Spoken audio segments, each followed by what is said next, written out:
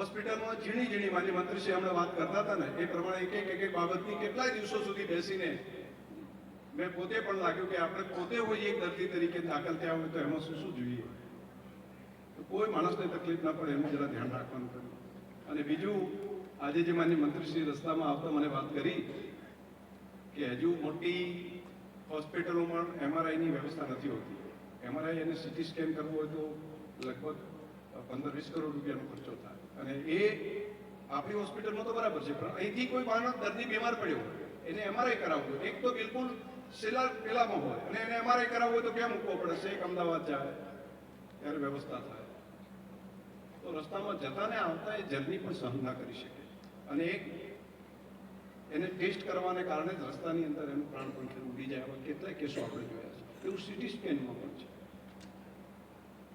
તો સરકારી યોજના સિવાય પણ માન્ય મંત્રીશ્રીએ પણ કીધું છે કે હું પણ મદદ કરીશ અને CSRમાંથી સ્પેશિયલ વ્યવસ્થા કરાવીને અથવા બાકી વ્યવસ્થા કરાવીને MRIની પણ વ્યવસ્થા આપણે ત્યાં થાય.